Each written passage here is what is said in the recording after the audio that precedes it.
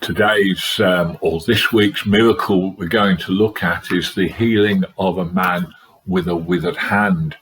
Now, this miracle takes place in the context of Jesus being Lord of the Sabbath and some controversy that goes around that, and we'll touch on that later as we look at the miracle. This can be found in the Gospels of Matthew and Mark and Luke, but I'm going to read from Matthew for no particular reason, just a random choice. So this is Matthew chapter 12 and verse 9. Going on from that place, he went into their synagogue and found a man with a shriveled hand was there. Looking for a reason to accuse Jesus, they asked him, "Is it lawful to heal on the Sabbath?" He said to them, "If any of you has a sheep and it falls into a pit on the Sabbath, will you not take hold of it and lift it out? How much more valuable is a man than a sheep? Therefore, it is lawful to do good on the Sabbath." Then he said to the man, "Stretch out your hand." So he stretched it out, and it was completely restored, just as sound as the other one. But the Pharisees went out and plotted how they might kill Jesus. So this miracle starts off with Jesus entering into the synagogue.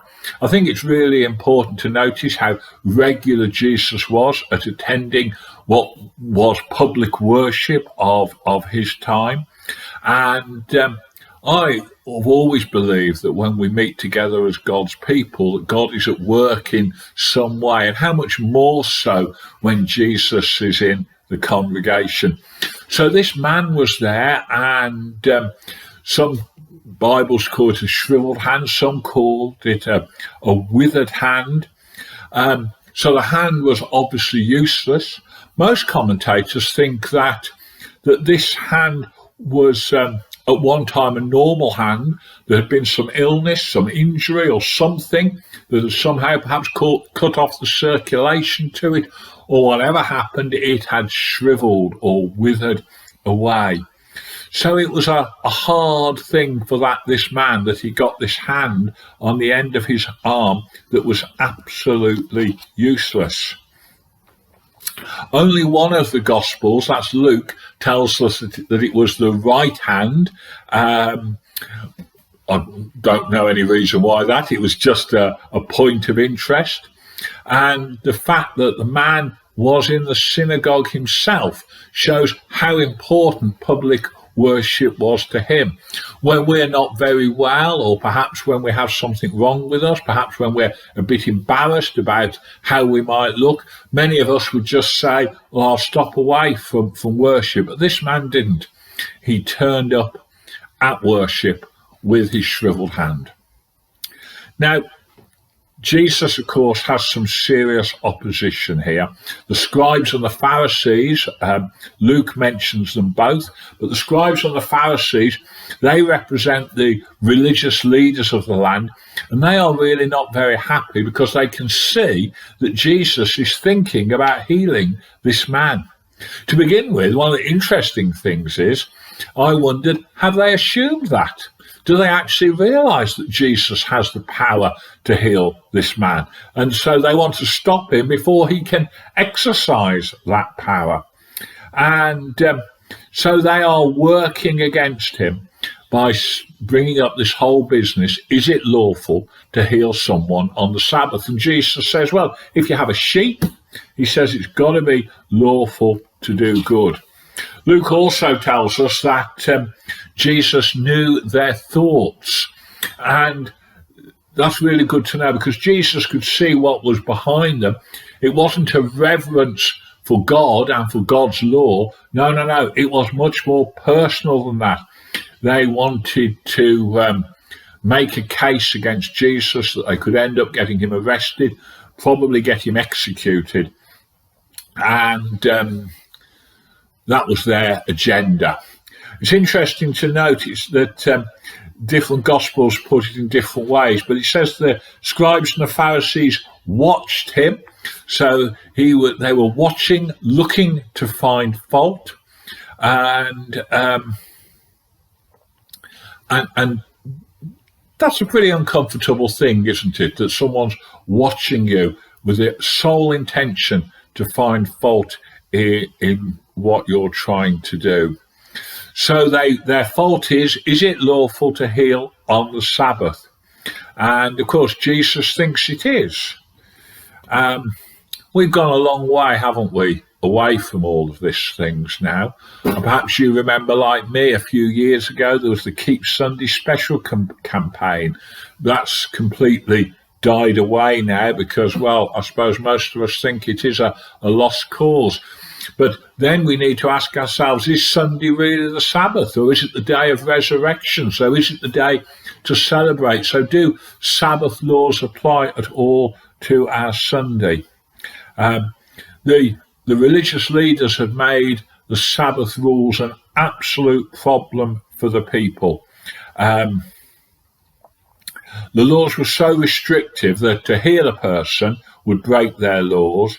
And one of the rabbis of the day said to even console someone on a Sunday was to break the law. One commentator said, only an evil heart asks if it's lawful to heal. Only a bad person would ask a question which asks if it is lawful to do good, because obviously it has to be lawful, because who is God? He is the God of love.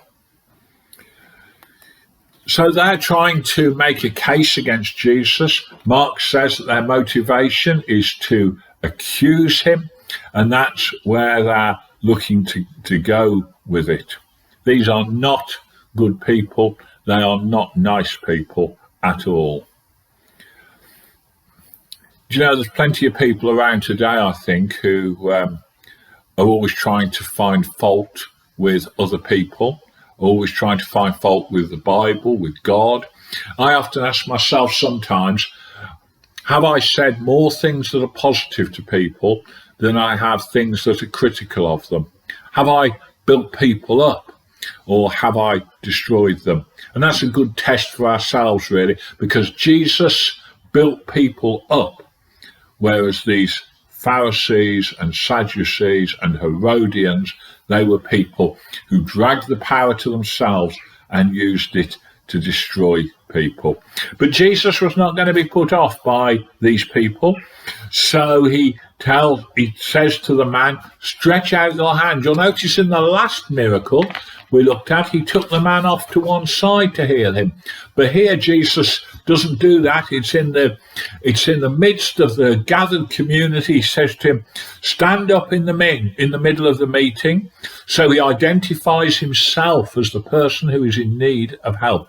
Lord, have mercy on me, a sinner, is what he's really saying.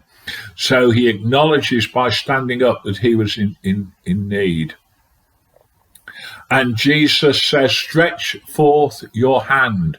So not only does he have to stand up in the midst, he then has to stretch out his hand that is withered. And Jesus heals his hand.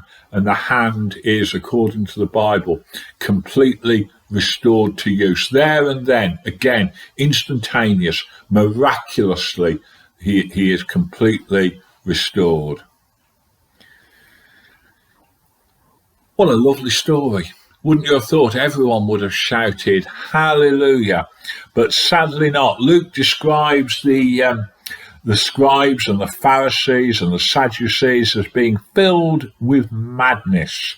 It's a great expression, isn't it? A great deal of anger in them. So they used this, so they met together because this madness about who Jesus was drove them to get together. People who would normally have been quite violently opposed to each other are now getting together in order to destroy and accuse Jesus. Nothing less than execution is going to satisfy them to get rid of Jesus. The man with the withered or shriveled hand, really, it's a very short miracle in the Bible, and probably not one that many of us remember or would immediately think about. And yet it's an important one, Not only because it show Jesus' healing power, but it also shows how Jesus challenges the conceptions of the religious leaders of his day, and how he does something different because he shows them how they've misunderstood who God is and what he has done.